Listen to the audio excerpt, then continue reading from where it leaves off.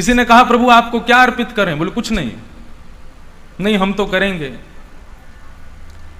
तो पुष्प कर दो। नहीं नहीं, पुष्प तो कम है, कुछ ज्यादा करेंगे।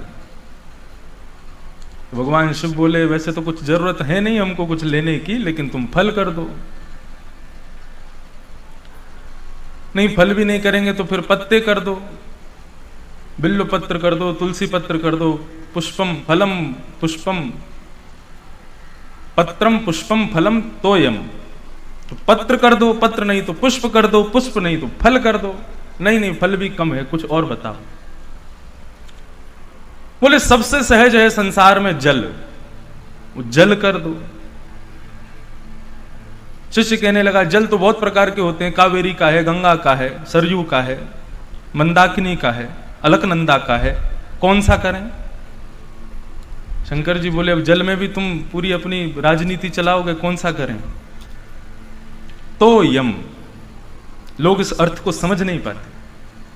भगवान शिव कहते हैं जल अर्पण करो। कल हम गए यहां पर अचलेश्वर महादेव। ओ महाराज, लोगों ने तो शंकर जी को जाने क्या समझ लिया है। बहुत कष्ट होता है ऐसे देख करके। मेरे सामने की घटना, लोग सामने से दूध लेकर के थैली लेकर आते हैं और सीधा फाड़े ऊपर से पिचकारी मार रहे हैं जैसे तुम होली खेल रहे हो शंकर जी के साथ। एक माता ने तो देखा हाथ से फटे नहीं रहा तो मुंह से फाड़ के लो शंकर।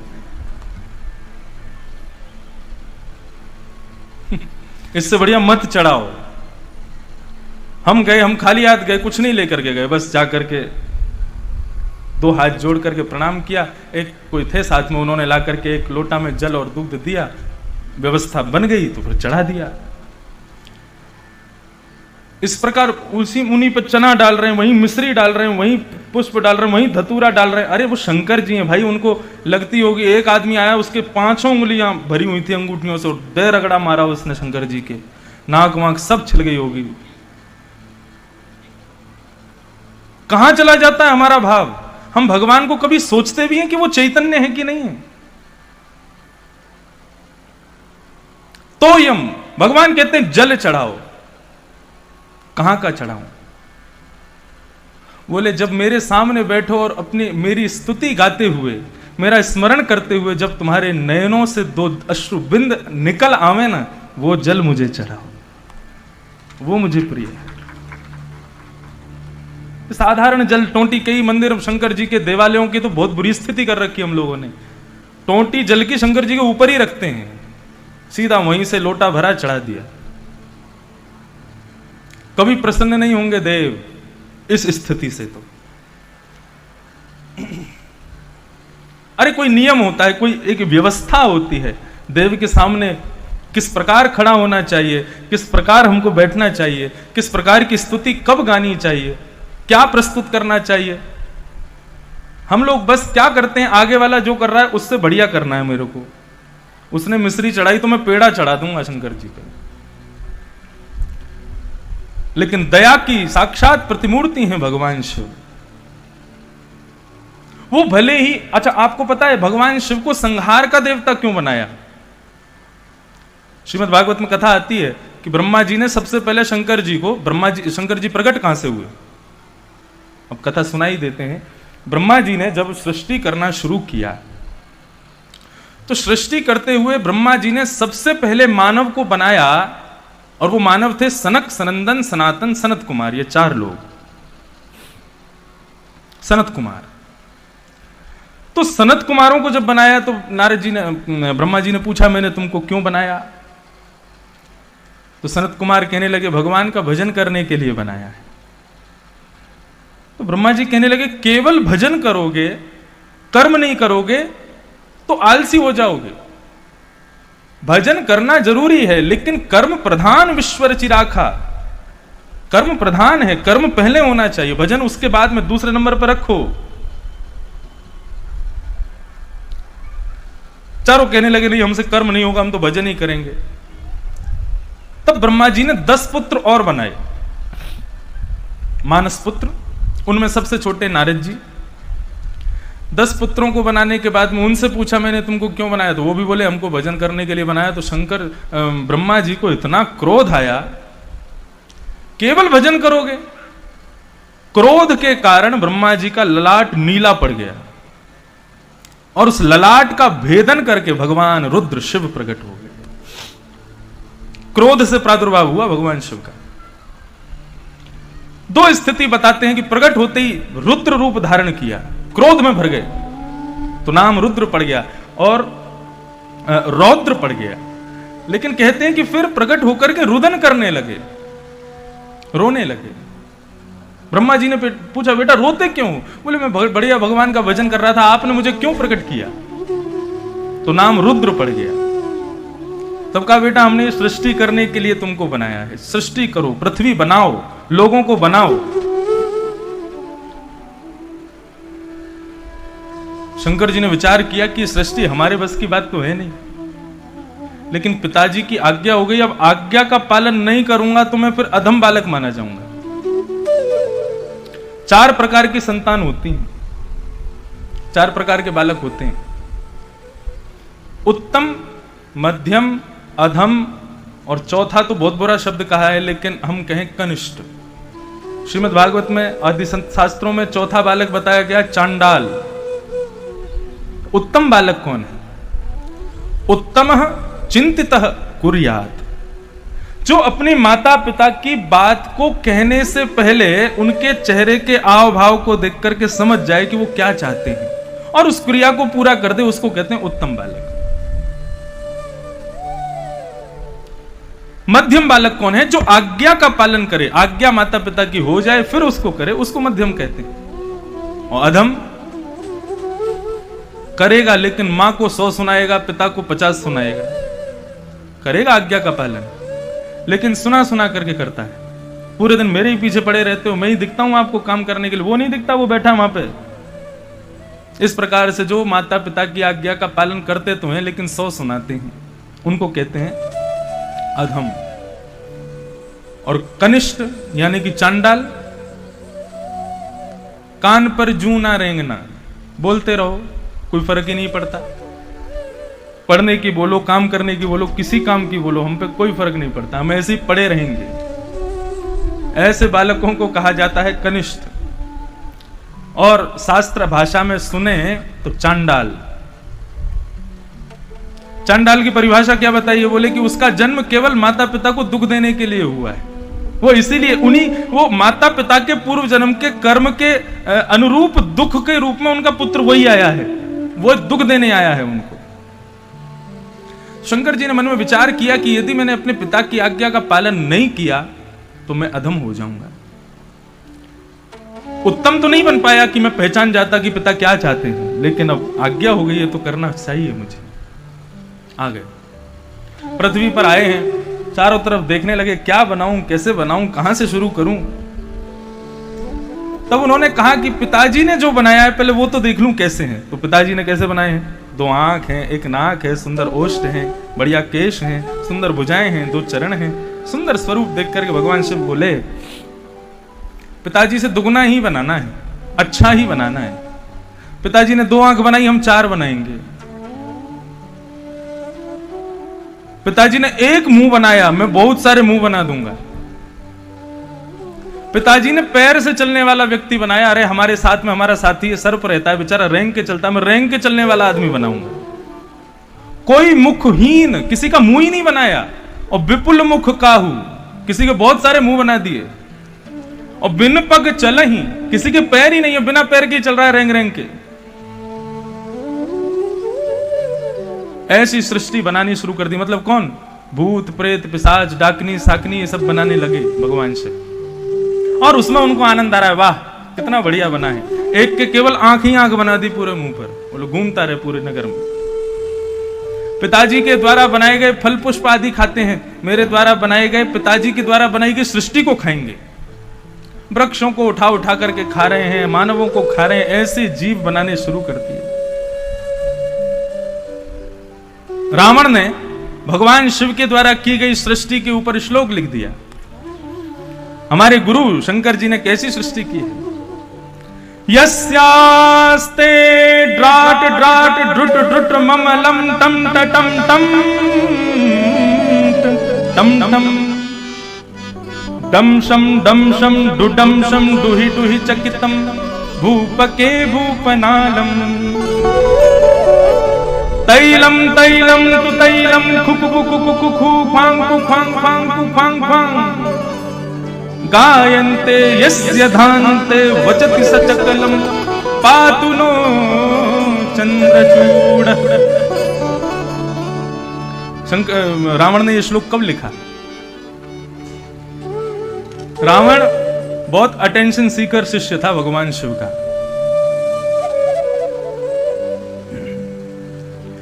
अपने विमान में बैठ करके जा रहा था तो विमान रुक गया। रावण ने पूछा रुक क्यों गए तुम? बोले सामने कैलाश पर्वत है, यहां से नहीं जा सकते हमको घूम के जाना पड़ेगा। रावण बोला कैलाश पर्वत की वजह से मेरा विमान रुकेगा? मैं कैलाश को उठा के बगल में पटक दूंगा। कैलाश पर्वत उठा लिया, जैसे ही उठाया तो पूरा पर्वत हिला। तो ऊपर बैठे हुए भगवान शिव के बगल में बैठी पार्वती जी बोली ये पर्वत हिल क्यों रहा है? भगवान शिव बोले चेला आया है नीचे, पर्वत उठा रहा है। तुरंत भगवान शिव पद्मासन में बैठे थे तो अपने चरण का अंगूठा केवल पृथ्वी पर जैसे ही स्पर्श कराया, स्पर्श कराती कैलाश इतना भारी हो गया, रावण की भुजाएं फटने लगी, नस नस ढीली हो गई, चीखने लगा। तब जाकर के उसने कैलाश को पुनर्स्थापित किया। उसने कहा इतना बलवान, इतना बल कहां से आया कैलाश में? ऊपर जाकर के देखा तो भगवान शिव बैठे थे। तभी उसने कहा कि मेरे गुरु तो आप ही हो, आप मेरे गुरु हैं। भगवान शिव को गुरु बना लिया। अब गुरु के रोज दर्शन करने चाहिए। अब रोज आता है और रोज आता है, जितने लोग लाइन में खड़े होते हैं, कतार में खड़े होते हैं, सबको पीछे छोड़ छाड़ करके और इस तरीके की स्तुतियां गाता है कि कैलाश की चट्टानें बजने लगती हैं, आकाश से मेघमालाएं बरसने लगते हैं रावण के मुख से निकलने वाले शब्दों को सुन करके। भगवान शिव का ध्यान भंग हो जाता है। एक दिन ऐसे ही दर्शन करने के लिए गया तो लाखों लोग खड़े थे। सब देवता भी रोज जाते हैं शंकर जी का दर्शन करने। रावण सोचने लगा इतना पीछे मैं खड़ा हूं, अभी शंकर जी तो बहुत दिन में देखेंगे, गुरु जी के दर्शन तो बहुत देर में होंगे, इतनी देर कैसे खड़ा रहूंगा? क्या करें, कैसे करें? तब उसने ये श्लोक बनाया, यस्यास्ते डाट डाट डुट डुट ममलो। बड़ा विचित्र श्लोक है, इसका छंद ही नहीं पता क्या है। टम टटम टम टटम टम डम शम डुडम शम डुहि डुहि चकितम। जब वो गा रहा था तो कैलाश अपने आप हिलने लगा। आकाश में दिखने वाले हिमालय की विशाल चट्टानें आपस में नृत्य करने लगी और उस भयावह दृश्य से भयभीत होकर के सब देवता भाग गए वहां से। तब रावण जाता है अकेला और जाकर के शंकर जी को प्रणाम करता है। वाल्मीकि रामायण में लिखा है तब से शंकर जी ने बोला सुनो तुम मत आया करो यहां पर। बोले नहीं, दर्शन तो मैं रोज करूंगा। बोले नहीं, तुमको दर्शन रोज करना ना, हम रोज लंका आ जाएंगे लेकिन तुम मत आया करो यहां पर। तब से शंकर जी रोज लंका जाते हैं रावण को दर्शन देने के लिए कि कहीं ये नहीं आ जाए, ये आ गया तो सबकी नाक में दम करेगा। तो ऐसे भीगे देव हैं, सदैव भीगे रहते हैं। किसमें भीगे रहते हैं आपको पता है? राधा कृष्ण स्वरूप के सबसे बड़े उपासक कौन है? भगवान शिव। ये लोग नहीं जानते। लोग कृष्ण में और शंकर जी में भी बड़े भेद मानने लग जाते हैं। शंकर देव हैं, वो देव हैं, महादेव हैं। कृष्ण देव नहीं है, कृष्ण ईश्वर है, परमात्मा है। शंकर जी भी जिनका ध्यान करते हैं वो कृष्ण है। आप वृंदावन आएंगे तो राधा कृपा कटाक्ष स्तोत्र, कृष्ण कृपा कटाक्ष स्तोत्र, गोपाल सहस्त्र नाम, ये सब विद्वत्पूर्ण जो हमारे यहाँ के छोटे छोटे ग्रंथ हैं, इनमें देखिएगा किसने सुनाया है, किसने बनाया है, ये सारे स्तुतियां किसने लिखी हैं? तो शंकर जी ने लिखी। ऐसे भगवान शिव, उनको हम बारंबार आज प्रणाम करते हैं। गले रत्नम गीतम गगन तल रत्नम शशिमणि निशारत्नम चंद्रम शयन तल रत्नम शशिमुखी नदी रत्नम गंगा नृपति कुल रत्नम रघुकुलम सभा रत्नम विद्या श्रवण तल रत्नम हरि कथा।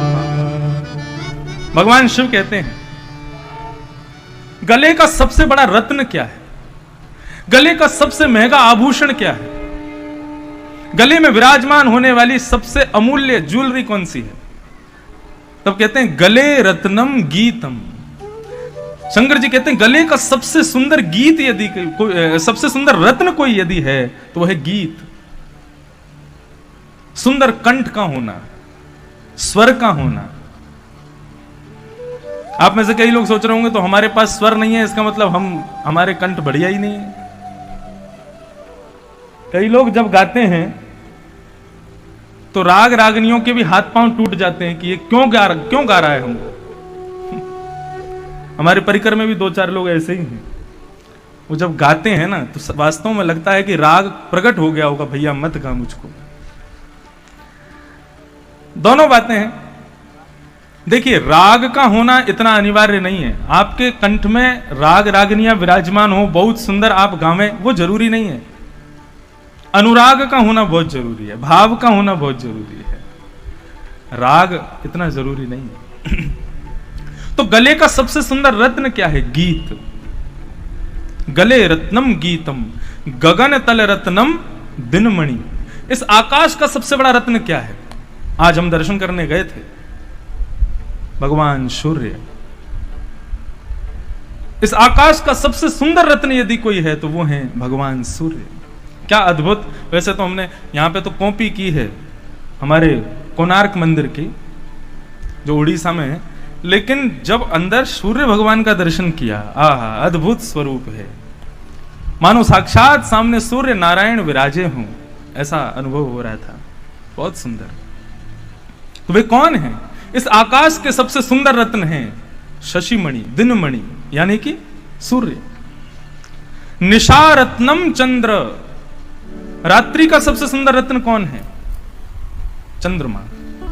ये रात्रि के सबसे सुंदर रत्न है। नदी रत्नम गंगा। नदियों में रत्न कौन है? गंगा। नृपति कुल रत्नम रघुकुलम। राजाओं में सबसे सुंदर रत्न रूपी कुल कौन सा है? बोले रघुकुल, राम जी का। सभा रत्नम विद्या। जहां पर 100, 200, 1000, 500 लोग बैठे हों, वहां पर सबसे सुंदर रत्न क्या है? विद्या। जो विद्वान होगा उसी की इतने लोगों में पूछ होगी, जो जानता होगा, जानकार होगा। ठीक उसी प्रकार कहते हैं भगवान शिव, श्रवण तल रत्नम हरि कथा। इन कानों का सबसे सुंदर रत्न यदि कोई है तो वो है भगवान की मंगलमयी कथा। ऐसे भगवान के मंगलमयी कथा प्रसंगों में जिनकी अति रुचि है, ऐसे शिव जी को हम बारंबार प्रणाम करते हैं। आज के मंगलमय प्रसंग में प्रवेश करें।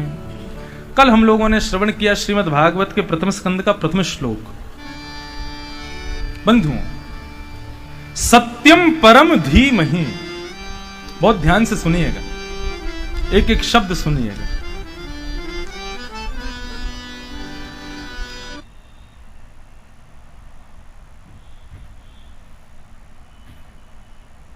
तो बहुत ज्यादा सच बोला। सच कभी थोड़ा ज्यादा नहीं होता है, सच सच होता है। यहां परम सत्य का शब्द का प्रयोग क्यों किया गया? परम शब्द लगाना ही क्यों पड़ा? यह प्र उपसर्ग संस्कृत में क्यों लगाया गया? श्रेष्ठ के लिए लगाया जाता है। सत्य कोई श्रेष्ठ या अश्रेष्ठ नहीं होता, सत्य तो सत्य होता है। तो फिर प्र उपसर्ग क्यों लगा? तो जरूर वेदव्यास जी ने इसमें कुछ कहा है, कुछ प्रस्तुत करने का प्रयास किया है। कृष्णम परम धीमहि कहते, रामम परम धीमहि कहते, देवी परम धीमहि कहते, शिवम परम धीमहि कहते। किसी देवी देवता का नाम नहीं लिखा, सत्यम परम धीमहि। वेदव्यास जी महाराज ने श्रीमद् भागवत के प्रथम श्लोक में कह दिया कि यह भागवत की कथा सबके लिए है। किसी एक मजहब के लिए, किसी एक पंथ के लिए, किसी एक संप्रदाय के लिए, किसी एक जाति विशेष के लिए नहीं। सत्यम परम धीमहि। सत्य को वंदन करते हुए वेदव्यास जी ने कहा यह वह सत्य है जो सबको प्रिय है। सिख भाइयों से भी मिलेंगे तो वे भी सत श्री अकाल, वो भी सत्य को वंदन करते हैं। देवी को भजने वालों के पास भी जाओगे तो वे भी कहेंगे सांचे दरबार, सांचा यानी कि सत्य। शंकर जी को भजने वाले सत्यम शिवम सुंदरम सत्य। कुरान की एक आयत है, उसमें भी सत्य को ही श्रेष्ठ बताया गया। सब श्रेष्ठ, सब सत्य को ही श्रेष्ठ मानते हैं। इसलिए श्रीमद् भागवत में किसी एक देवता को रख करके और प्रथम श्लोक नहीं लिखा गया, सत्य कहा गया, यानी कि सबके लिए, सब आइए, सर्वव्यापी है। और धीमहि, ये धीमहि शब्द का अर्थ क्या है? बंधुओं देखिए, संसार में भगवान ने हमको किसी भी कार्य को करने के लिए दो वस्तु प्रदान की है, एक तो बुद्धि और दूसरा मन। सुबह से शाम तक आप जो भी कुछ करते हो, या तो बुद्धि की रुचि से करते हो या मन की रुचि से करते हो। इस भागवत की कथा में कई लोग तो या तो बुद्धि की रुचि से आए होंगे, क्या करें, घर में मन ही नहीं लग रहा है तो कथा ही सुन ले जाके, थोड़ा मन तो लगेगा। और कई लोग मन की रुचि से आए होंगे, नहीं कथा तो हमको सुननी, हमको समझना है, हमको जानना है। बुद्धि की रुचि और मन की रुचि। लेकिन यहां धीमहि शब्द कह करके श्री वेद व्यास जी कह रहे हैं, धीमहि शब्द बुद्धि के लिए नहीं है, ये मन के लिए, ये हृदय के लिए। श्रीमद् भागवत की कथा सुनते समय बुद्धि लगाने की जरूरत नहीं है। बुद्धि लगा करके यदि आप बैठेंगे कथा में, बुद्धि को श्रेष्ठ मान करके यदि बैठेंगे, तर्क प्रकट होंगे, प्रश्न प्रकट होंगे। ऐसा कैसे हो गया, ये कैसे हो गया, भगवान की लीला पर संशय प्रकट हो जाएंगे कि ये कैसे कर दिया भगवान ने। इसलिए बुद्धि का विषय नहीं है, हृदय का विषय, मन का विषय। एक दूधिया, दूधिया समझते हैं, दूध जो देता है घर घर जाके। एक दिन उसकी इच्छा हुई कि मैं अपने लिए सुंदर कुर्ता बनवाऊं, और वो दर्जी की दुकान पर गया और दर्जी से जाकर के बोला कि मुझको कपड़ा दो मेरे नाप का, जिससे मैं अपना कुर्ता बनवाऊं। तो दर्जी ने उसका नाप माप लिया, तो उसने कहा कि 4 मीटर कपड़ा आएगा। और 4 मीटर नापने के लिए दर्जी ने ये लंबा फुटा निकाला, फुटा समझते हैं, स्केल। अब वो फुटा लगा करके दर्जी ऐसे ही नापता है कपड़ा। तो दूधिया कहने लगा, बोले कि फुटा से क्यों नाप रहे हो, लोटा से नापो। दर्जी कहने लगा, भैया ये कोई दूध है, पानी है कि इसको मैं लोटे से नापूं, ये तो कपड़ा है। बोले तुम 4 मीटर कपड़ा फुटा से नाप रहे हो, मैं 4000 लीटर दूध नाप देता हूं लोटे से नापो ना।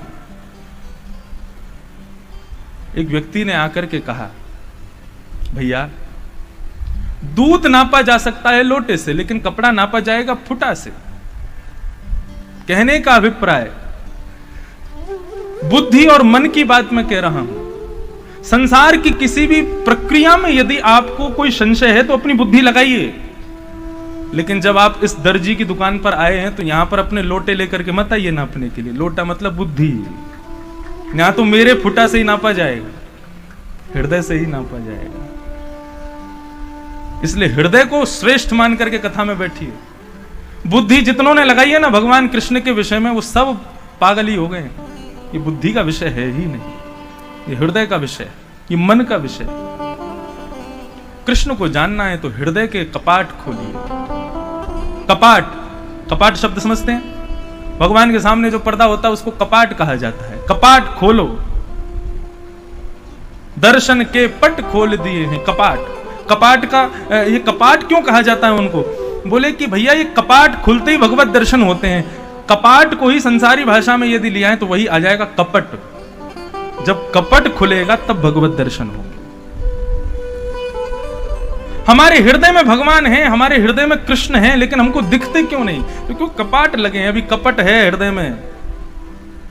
गोस्वामी तुलसीदास जी कहते हैं, निर्मल मन जन सो मोहि पावा, निर्मल मन जन सो मोहि पावा, निर्मल मन जन सो मोहि पावा, निर्मल मन जन सो मोहि पावा,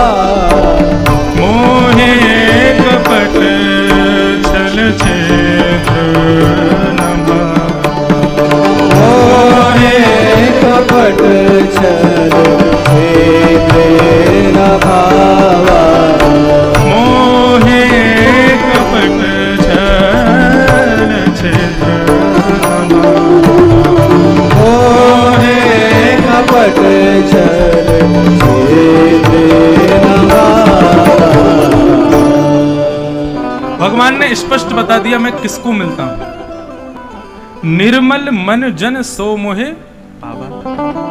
जिसका मन निर्मल है वही मुझे प्राप्त कर सकता है। मोहे कपट छल छिद्र ना भावा। मुझे कपट प्रिय नहीं है, मुझे छल छिद्र प्रिय नहीं है। कपट का मतलब क्या होता है?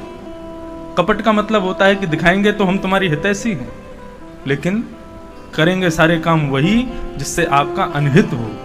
इसको कहते हैं कपट। भगवान कहते हैं ये मुझे प्रिय नहीं है। तो अपने हृदय से कपट दूर करना, इसका तात्पर्य क्या है? कपाट खोल देना, और तब हृदय में विराजमान ठाकुर जी श्याम सुंदर के दर्शन हो जाएंगे। श्री राधा रमण जी का जो स्वरूप वृंदावन में विराजमान है, उस स्वरूप के पीछे एक चैतन्य महाप्रभु के वंशज, उन्हीं के वंश परंपरा, गुरु परंपरा में एक बड़े अच्छे अद्भुत संत हुए, वे वर्णन करते हैं कि राधा रमण जी का जो स्वरूप है ये कैसे प्रकट हुआ, ये इतना सुंदर स्वरूप आया कैसे।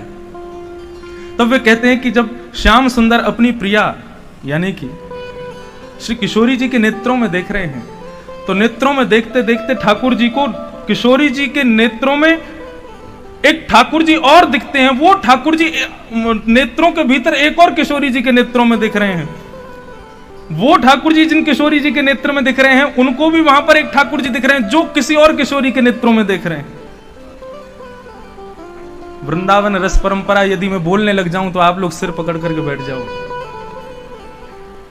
तब वही ठाकुर जी एक किशोरी जी के नेत्र में देख रहे हैं, वहां क्या देखते हैं कि वो अंदर एक और ठाकुर जी, वो एक और किशोरी जी के नेत्रों में देख रहे हैं। इस प्रकार देखते देखते देखते देखते देखते देखते किशोरी जी श्याम सुंदर हो गई, श्याम सुंदर किशोरी जी बन गए, और दोनों आपस में देखते देखते एक दूसरे में समाहित हो गए, और श्री राधा रमण लाल प्रकट हो गए।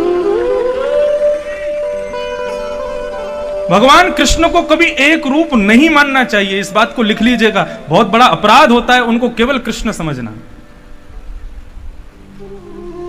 जो वाम अंग है, जो वाम अंग है ठाकुर जी का, कृष्ण का, वो सदैव किशोरी जी का रूप माना जाता है, और दाहिना अंग श्री श्याम सुंदर का स्वरूप माना जाता है। हमारे गिरधर लाल श्रीनाथ जी, ये स्वरूप है उनका, एक भुजा कमर पर, दूसरी भुजा ऊपर। तो हमारे ठाकुर जी का श्रृंगार भी ऐसे होता है, तो मुकुट जितने भी धराए जाएंगे वो सब इधर ही धराए जाएंगे, मतलब ये ठाकुर जी का कृष्ण स्वरूप है। और चंद्रिका है, छोटे छोटे जो भी आभूषण, शीश फूल आदि वो इधर धराए जाते हैं, ये किशोरी जी का स्वरूप है। श्रीमद् वल्लभाचार्य जी को स्वप्न में दर्शन, दोनों नृत्य करती, तो नृत्य करते हुए श्याम सुंदर किशोरी जी को देख रहे हैं, किशोरी जी श्याम सुंदर को देख रही हैं। देखते देखते देखते देखते एक दूसरे के समीप आए। जैसे ही समीप आए तो इच्छा हुई कि दोनों एक हो जाएं। हमारा शरीर पांच भौतिक शरीर है, हम किसी का स्पर्श करेंगे तो टकरा जाएंगे, लेकिन ठाकुर जी का चिन्मय स्वरूप है, वे पांच भौतिक देह नहीं है उनका। जैसे ही किशोरी जी और श्याम सुंदर एक दूसरे के समीप आए हैं, तो किशोरी जी का दाहिना आधा अंग श्याम सुंदर में प्रवेश कर गया, और ठाकुर जी का बायां अंग आधा किशोरी जी में प्रकट कर गया। तो उर्द बाहु जो किशोरी जी थी, आधी ठाकुर जी के भीतर चली गई, तो आधी ऐसी रह गई। और ठाकुर जी जो दोनों भुजा कटी पर रखे थे, वो किशोरी जी के पास गए, तो आधे किशोरी जी में चले गए। तो यहां पर कटी भाग में हाथ रखे हैं, ऊपर भुजा उठी हुई है, यही श्रीनाथ प्रकट हो गए। कितने भी स्वरूप कृष्ण के हों, एकांत कृष्ण नहीं है वो, उनके साथ सदैव किशोरी जी रहती। हमारे वृंदावन में आपको किसी भी मंदिर में राधा रानी का दर्शन होगा ही नहीं। बिहारी जी गए हैं आप, काले कलूटे पे खड़े होंगे बड़े बड़े आंखों को लेकर के, लेकिन राधा रानी कहाँ हैं? बगल में एक साड़ी पहन करके और एक चूड़ामणि दिखाई देती, बोलते हैं ये राधा रानी है। वो उन लोगों के लिए राधा रानी है जिनको वो लगता है कि अकेले ठाकुर जी खड़े हैं, लेकिन हम ब्रजवासियों को लगता है किशोरी जी और ठाकुर जी दोनों संग खड़े हैं। जिस प्रकार व्यक्ति इस प्रकार मुंह कर ले तो उसका इतना ही अंग दिखता है, अब यहां का इतना अंग और यहां का इतना अंग दोनों एक कर दो, एक ही अंग हो जाएगा। प्रत्येक स्वरूप ठाकुर जी का दो रूप है। तो भगवान कृष्ण को बुद्धि से नहीं जाना जा सकता। धीमहि शब्द कह करके वेदव्यास जी कहते हैं उनका धारणा करो, और धारणा सदैव हृदय से हो सकती है, बुद्धि से नहीं हो सकती। बुद्धि से आप नहीं पहचान पाओगे उन्हें। तो इस प्रकार सत्यम परम धीमहि, परम सत्य की वंदना की गई। कल श्रीमद् भागवत के द्वितीय श्लोक में मैंने आपको विषय, अधिकारी, संबंध और प्रयोजन 4 बातें बताई। अब जन कितनों को याद है, अब भूल भी गए होंगे। कथा लोग पूछो किसी से कैसी लगी, वो बहुत बढ़िया। अच्छा क्या सुनाया था हमने, ये नहीं पता, ये याद नहीं। 4 प्रकार के अवर श्रोता होते हैं और 4 प्रकार के प्रवर श्रोता होते हैं। पहले अवर बताते हैं। अवर मतलब इशारे से ही समझ जाओ बस। अवर श्रोता कौन से होते हैं? पहला बताया ऊंट। ऊंट का स्वभाव क्या होता है? ऊंट को यदि आपने गुलाब जामुन खिला दिया पागल हो जाएगा वो। क्यों? गुलाब जामुन अच्छा ही नहीं लगेगा उसको। उसको क्या खिलाओ? बबूर के कटीले और नुकीले पत्ते खिलाओ, उनको खाएगा। नीम खिलाओ, उसको खाएगा। मतलब श्रोता कैसे? बोले उनको रस की चर्चा सुनाओ, प्रेम की चर्चा सुनाओ, उसमें उनका मन नहीं लगेगा। महाभारत का रौद्र रूप सुना दो, उसमें महाभारत में युद्ध चल रहा है, दुर्योधन भीष्म पितामह आदि सब लड़ रहे हैं, हाँ इसमें आ रहा है आनंद। बाहर की फालतू बातें सुनाओ, उसमें उसको खुश होता है। कथा ज्यादा मत सुनाओ। आजकल के श्रोता भी बड़े विचित्र हैं। एक हमारे साथ पंडित जी रहते थे, अभी भी रहते हैं कभी कभी। मैं बहुत दिन से उनको देख रहा था, वो अपने बाल बड़े करने में लगे हुए थे। मैंने कहा तुम इतने बाल बड़े क्यों कर रहे हो अपने?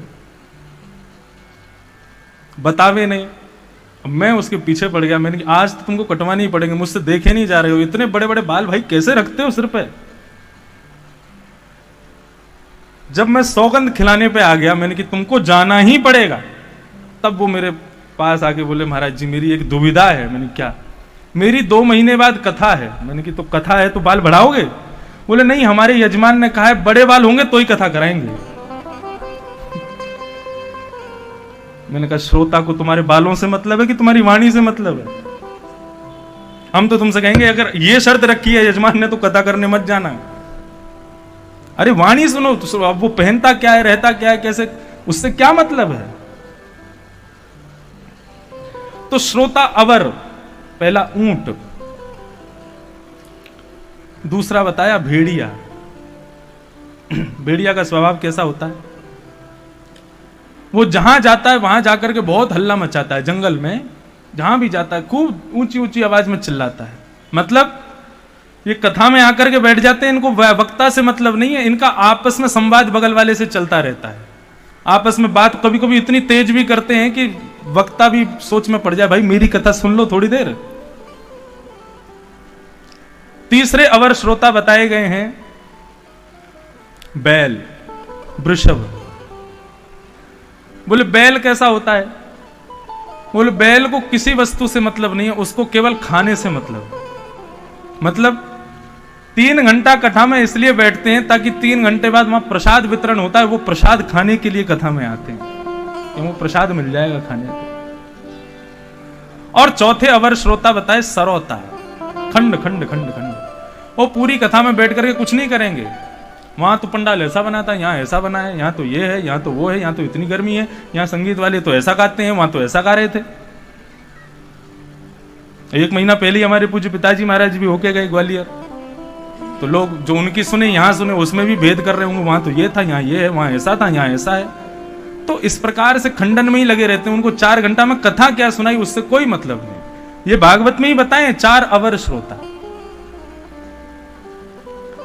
और ऐसे ही बताए हैं 4 प्रवर श्रोता। प्रवर यानी कि अच्छे श्रोता। अब सुनो, यदि अच्छे हो तो इन 4 में हो आप।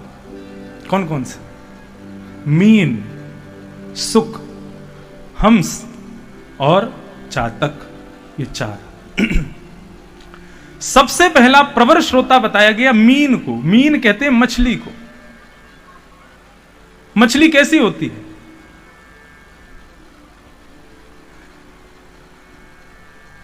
मछली को यदि आप उसके जलाशय से दूर करके और एक घड़े में दूध भर के और मछली को प्रलोभन दो, तू देख जल छोड़ दे, जल तो सस्ता होता है, मैं तुझे महंगे दूध में तेरे को जगह दूंगा, तू दूध में रहना आज के बाद, तो भले ही दूध पानी से महंगा हो, लेकिन यदि आप मछली को जल से दूर करके दूध में डाल दोगे तो क्या होगा?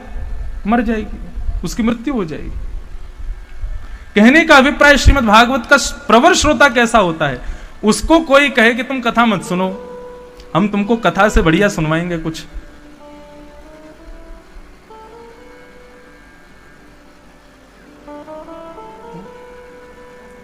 हाँ,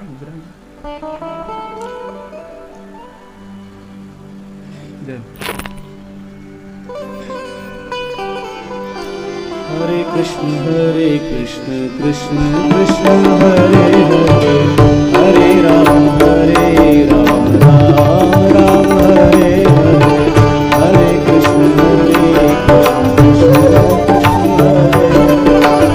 हरे राम हरे कृष्ण कृष्ण कृष्ण हरे हरे, हरे राम राम हरे कृष्ण कृष्ण कृष्ण हरे हरे, हरे राम राम हरे हरे, हरे कृष्ण कृष्ण हरे हरे, हरे राम राम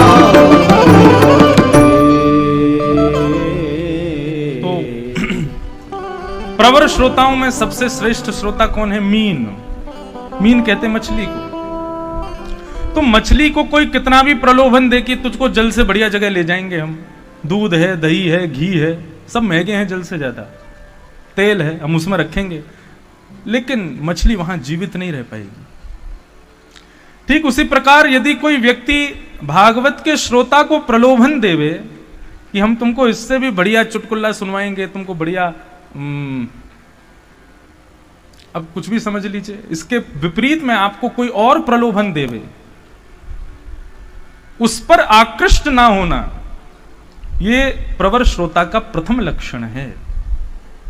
कथा यानी कि कथा, उस बीच में मुझे कुछ नहीं चाहिए। एक श्रोता कथा सुन रहा था, तो सुनते सुनते सुनते इतना भाव विभोर हो गया कि रुदन करने लगा, भुजाएं उठा करके भगवान को पुकारने लगा। भगवान बोले, इतना भाव विभोर होकर के रो रहा है, तो तुरंत भगवान वहां प्रकट हो गए और प्रकट होकर के उसके कंधे पर हाथ रखा। तो जैसे कंधे पर हाथ अनुभव हुआ तो उसने पीछे देखा, पीछे देख करके कहा, बोले कि तुम बहुत रो रहे थे ना, इसलिए मैं तुमको प्रकट होकर दर्शन देने आ गया हूं। उसने प्रणाम किया भगवान को। भगवान बोले, अब हमसे बात कर लो, हम आए हैं। तो श्रोता कहने लगा, महाराज जी अभी 2 घंटे की कथा बची है, आप 2 घंटा बैठ लो, हम कथा सुन लें, फिर उसके बाद आपसे बात करेंगे। जिस कथा की कृपा से हम आपको जाने हैं, पहचाने हैं, आपसे मिल रहे हैं, उस कथा के बीच में आप आ जाओ तो हम कथा छोड़ दें? इतने स्वार्थी नहीं है हम। अरे हमारी वृंदावन रस परंपरा कहती है, विपिन राज सीमा से बाहर हरि को ना ही निहार, रेमन वृंदा विपिन बिहार। ये मन यदि कभी विपिन राज यानी कि भगवान द्वारिकाधीश हमारे राधा रमन लाल श्री बांके बिहारी जी कभी सीमा से बाहर प्रकट हो जाएं, यानी कि जहां पंडाल खत्म है उसके बाहर खड़े हो जाएं और खड़े होकर के कहें, चलो मैं तुमको दर्शन देने के लिए आया हूं, जल्दी आ जाओ, तो हरिहु को ना ही निहार, उनको भी मत देखो।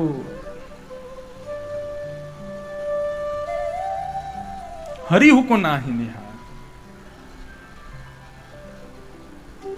तो मीन श्रोता जो है, उसको कथा के अलावा कोई और प्रलोभन दिया जाए तो वो नहीं जाएगा उस तरफ। मीन। दूसरा प्रवर श्रोता कौन है? सुक। हमारे भागवत जी के बगल में बैठे हैं सुक, यानी कि तोता, सुखदेव। सुक का स्वभाव कैसा होता है? बोलो तोता राम राम, तो तोता बोलेगा राम राम। मतलब भागवत का श्रोता कैसा होना चाहिए? सुक जैसा होना चाहिए।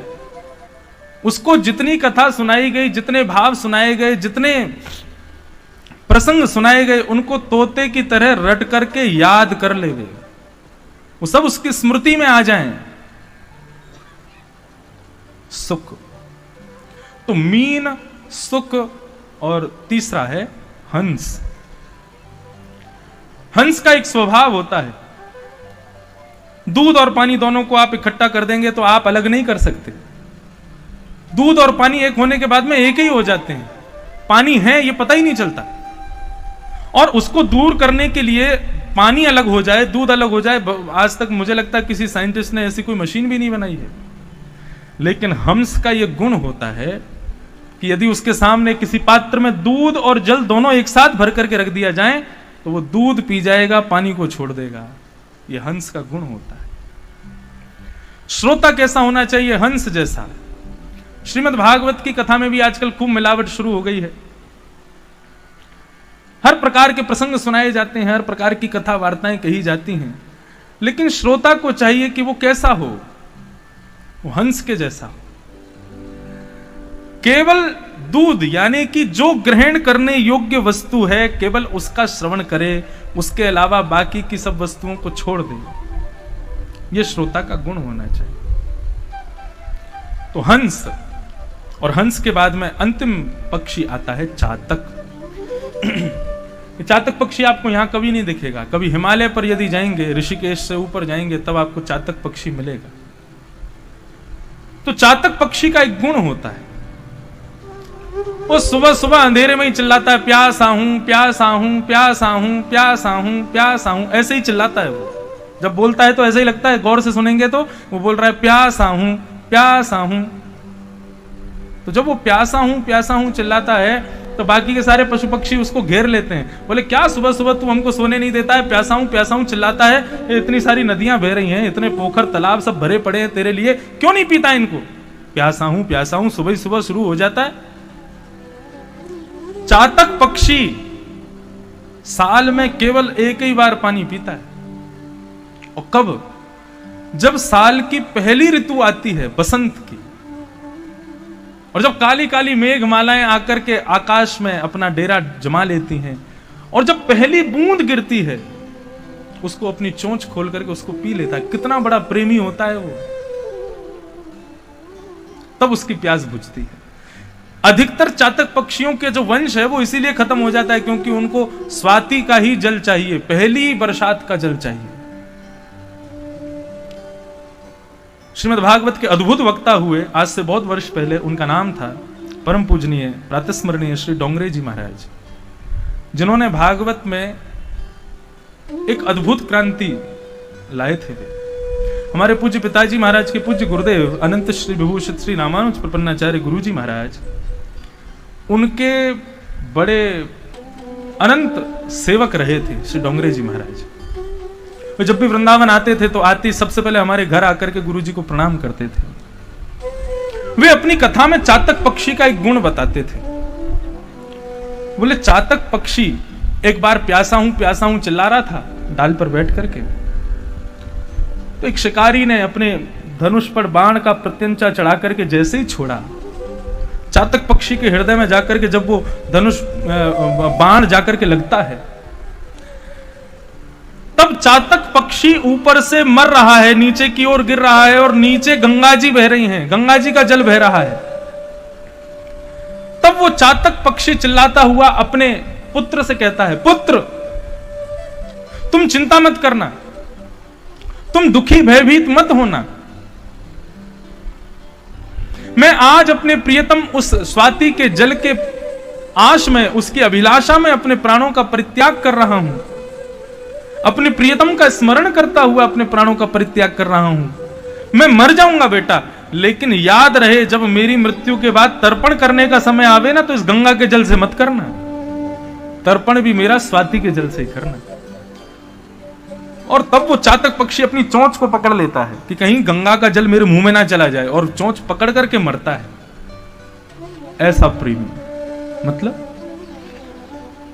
गंगा की जल से भी तीव्र प्रेम है उसको स्वाति के जल से। भागवत का श्रोता ऐसा प्रेमी होना चाहिए भागवत की कथा का। तब कहने वाले को भी आनंद आता है, सुनने वाले को भी सुख मिलता है। तो ये अवर प्रवर श्रोता है श्रीमद् भागवत के। तो कल हम लोगों ने विषय, अधिकारी, संबंध, प्रयोजन, ये सब विषय सुने थे। अब तीसरा मंगलाचरण। निगम कल्प तरोर्गलितम फलम सुख मुखादमृत द्रव संयुतम पिबत भागवतम रसमालयम मुहुरहो रसिका। श्रीमद् भागवत का परिचय है और वक्ता का परिचय। निगम कहते हैं वेद को। निगम शब्द संस्कृत का कहीं भी सुनाई दे तो निगम का मतलब वेद होता है। निगम कल्पतरोर गलितम फलम। निगम यानी कि वेद रूपी कल्प वृक्ष का गलितम यानी पका हुआ फल है श्रीमद् भागवत। श्रीमद् भागवत फल है। कई लोग फल की इच्छा से, फल की कामना से कथा सुनते हैं कि हमको यह प्राप्त हो जाए, हम इसलिए कथा सुन रहे हैं। तो सावधानी से सुनिएगा, आप जिससे फल मांग रहे हो वो स्वयं एक फल है। श्रीमद् भागवत स्वयं फल है। यदि श्रीमद् भागवत की कथा आपको मिल रही है, इसका मतलब ये कोई पूर्व जन्म के कर्म का फल ही आपको मिला। आप फल से फल तो नहीं मांग सकते ना। आप फल से क्या मांग सकते? फल से केवल रस मांग सकते हो, फल से केवल तृप्ति मांग सकते हो। फल से फल नहीं मांगा जाता। ये तो स्वयं एक फल है, वेद रूपी कल्प वृक्ष का फल है। और ये फल मीठा कैसे हुआ? बोले सुखमुखाद अमृत द्रव संयुतम। श्री सुखदेव जी के मुख लग जाने से यह फल मीठा हो गया। श्रीमद् भागवत के अद्भुत वक्ता श्री शुकाचार्य। क्यों? चील के मुख लग जाने से कभी फल मीठा क्यों नहीं होता? कबूतर के मुख लग जाने से मीठा क्यों नहीं होता? तोते के मुख लगने से क्यों मीठा होता है? आपने खाया कभी ऐसे फल जहां पर तोते का मुंह लगा हो? अभी हम कुछ समय पहले एक जगह है लखनऊ के पास, मलिहाबाद, वहां कथा कर रहे थे। वहां वो प्रसिद्ध है पूरे भारत में, पूरे देश में। वहां पर आम वहीं से जाता है। वहां पर एक वृक्ष है, एक अकेले पेड़ में 122 प्रकार के आम लगते हैं। एक अकेले पेड़ में। गिनीज वर्ल्ड रिकॉर्ड बुक में उसका नाम है उस पेड़ का। उसके बगल में ही कथा थी हमारी। तो वहां पर तोते बहुत थे। तब भी मैंने ये प्रसंग जब बोल रहा था तब भी ये भाव मेरे हृदय में आया था। मैंने कहा आप एक बात बताइए, आपके यहां इतने सारे आम के पेड़ हैं, लेकिन आम के फल पर चोंच केवल तोता ही मारता है, चील क्यों नहीं मारती?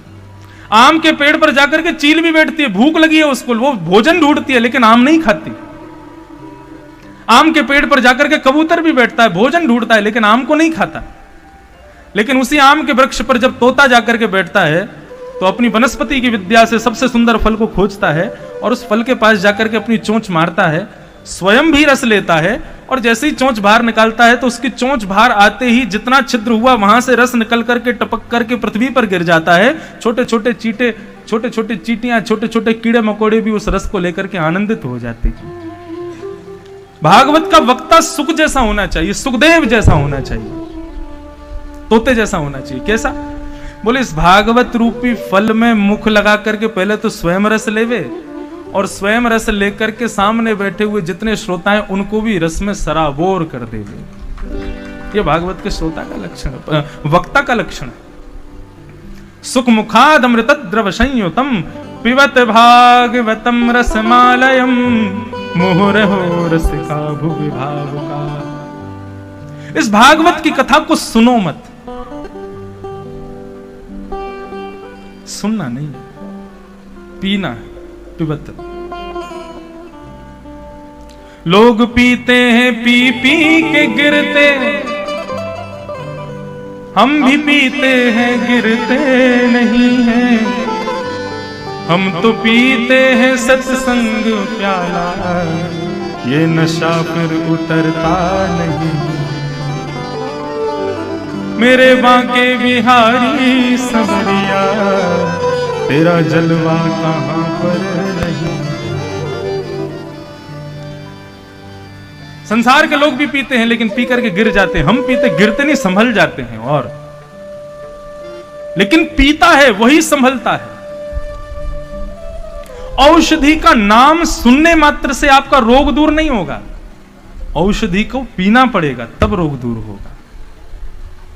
ठीक उसी प्रकार श्रीमद् भागवत केवल सुनने तक सीमित रखेंगे तो आपका रोग दूर नहीं होगा।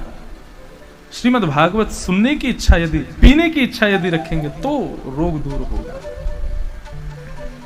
इस प्रकार श्रीमद् भागवत का तृतीय मंगलाचरण कहा गया। हम तीनों मंगलाचरणों को प्रणाम करते हैं। अभी तो मंगलाचरण हुआ है, अब कथा शुरू होगी। नैमिषारण्य क्षेत्र में 88,000 सौनिक आदि ऋषि बैठे हैं और उन्होंने सूत जी से 6 प्रश्न किए। इन्हीं प्रश्नों में अब कथा शुरू होगी। किम श्रेय शास्त्र सारः स्वावतार प्रयोजनम किम कर्म के अवतारश्च धर्मः कम शरणं व्रज। किम श्रेय, भगवान के अवतार का श्रेय किसको जाता है? शास्त्र सारः, शास्त्रों का सार क्या है? स्व अवतार, भगवान के अवतार कितने हैं? किम कर्म, भगवान करते क्या हैं? के अवतारश्च, भगवान के अवतार कितने हैं? धर्म कम शरणम ब्रज। ये 6 प्रश्न हैं। इन 6 प्रश्नों का उत्तर देते हुए श्री सुखदेव जी महाराज सर्वप्रथम अपने गुरुदेव को वंदन करते हैं। श्री सूत जी महाराज, यम प्रव्रजन्तमनुपेतमपेत कृत्यम द्वैपायनो विरह कातरया जुहाव पुत्रेति तन्मयतया तरवोभिनेदो तम सर्वभूत हृदयम महापुरुष। बहुत सावधानी से सुनिएगा। गुरु कहते किसको है? अब यहां गुरु की चर्चा शुरू हो रही है। गुरु को वंदन किया। गुरु किसे कहते हैं? गुरु 2 शब्द है। तो गु शब्द का अर्थ होता है गुकारस्तु अंधकारस्यात्। गु शब्द का मतलब अंधकार, और रुकारस्तु निरोधकः, और रु शब्द का मतलब अंधकार को दूर करने वाला। तो उसको कहते हैं गुरु। गुरु किसी शरीर को नहीं कहते, गुरु किसी महात्मा को नहीं कहते, गुरु किसी श्रेष्ठ ज्ञानी व्यक्ति को नहीं कहते। गुरु केवल वाणी को कहा जाता है। किसको? वाणी को। गुरु कोई शरीर होता तो फिर गुरु का तो अंत कभी होता नहीं है। शरीर का अंत कैसे हो जाता है? गुरु यदि कोई शरीर होता तो गुरु तो कभी पद से भ्रष्ट होता नहीं, लेकिन कई गुरु अपने पद से भ्रष्ट हो जाते हैं। गुरु शरीर को मानेंगे तो फंसेंगे, गुरु वाणी को मानो। मैंने आज तक 5 वर्ष की अपनी भागवत की सेवा में आज तक किसी को शिष्य नहीं बनाया और ना कभी बनाऊंगा। इसी सिद्धांत को, इसी संकल्प को लेकर के मैं पिताजी से व्यासपीठ पर बैठा था कि मैं कभी शिष्य नहीं बनाऊंगा। आप बनाइए, मैं भी आपका शिष्य हूं, लेकिन मुझे ये गुरु शिष्य का भाव नहीं रखना। तब उन्होंने कहा इसमें दिक्कत क्या है? तुमको अधिकार है, तुम एक गुरु परंपरा में चलते हुए एक शिष्य हो, तुमको अधिकार है शिष्य बनाने का। तब अपने मन का ये भाव मैंने पूज्य पिताजी से कहा कि केवल एक मंत्र दे करके, हमारे यहां श्री वैष्णव संप्रदाय में दीक्षा कैसे होती पता है? शंख चक्र दोनों को गर्म किया जाता है, हवन किया जाता है, फिर उनको गर्म किया जाता है, गर्म करके शंख चक्र को यहां छुपाया जाता है। उनका जो स्पर्श होता है, उनके जो चिन्ह होते हैं वो 28-28 साल तक उनके चिन्ह बने रहते हैं, दूर नहीं होते। यहाँ शंख, यहाँ चक्र, और फिर ये श्री लगा करके ये गुरु दीक्षा है, और गुरु मंत्र है, रोज उसका पाठ करना पड़ता है। तो मैंने पूज्य पिताजी महाराज से कहा कि गुरु दीक्षा देकर के क्या फायदा जब मेरी वाणी से कोई व्यक्ति दिशा ही ना पा सका हो। यदि किसी ने मेरी वाणी को अवलोकन करके उस दिशा पर कोई ना चला हो, उसको दीक्षा देने का क्या अभिप्राय है? और यदि कोई दिशा पर चल दिया हो, मेरी वाणी सुनकर के, मुझे सुनकर के कोई उस मार्ग पर चल दिया हो, तो फिर उसे दीक्षा की क्या आवश्यकता है? वो दिशा पर तो चल ही रहा है, दिशा तो उसको मिली गई है, अब दीक्षा क्यों? मेरा कोई दीक्षा से कोई वो नहीं है कि नहीं लेनी चाहिए। मैं स्वयं दीक्षित हूं, मुझे स्वयं पूज्य पिताजी महाराज ने दीक्षा दी है। दीक्षा लेनी चाहिए, लेकिन कब लेनी चाहिए? जब वास्तव में आप दिशा पर चलने के लिए पूर्ण रूपेण तैयार हो, तब लेनी चाहिए। अब भी मन में मतभेद चल रहा है, अभी भी हम कर पाए। हमारे यहां श्री वैष्णव दीक्षा देते समय पहले कह दिया जाता है ऑनियन गार्लिक छुओगे नहीं, मांस भक्षण बहुत दूर की बात, मदिरा स्वप्न में भी नहीं देखोगे। पूर्ण रूपेण वैष्णवता हृदय में रहेगी तो दीक्षा मिलेगी। अब आज के लोग इतने मॉडर्न जमाने में रहते हैं, इतने प्रैक्टिकल जमाने में रहते हैं, लोग हमसे कहते हैं आलू भी उसी जमीन से होता है, प्याज भी उसी जमीन से होती है, फिर उसमें भेद क्या है? उसी मिट्टी में दोनों चीज हुई है, तो फिर आप एक को अच्छा बता रहे हो, एक को बुरा बता रहे हो। इतना प्रामाण्यवाद, इतने प्रैक्टिकली लोग रहते हैं, आज के लोगों को कैसे समझाएंगे? फिर प्याज क्यों नहीं खाते हम वैष्णव लोग?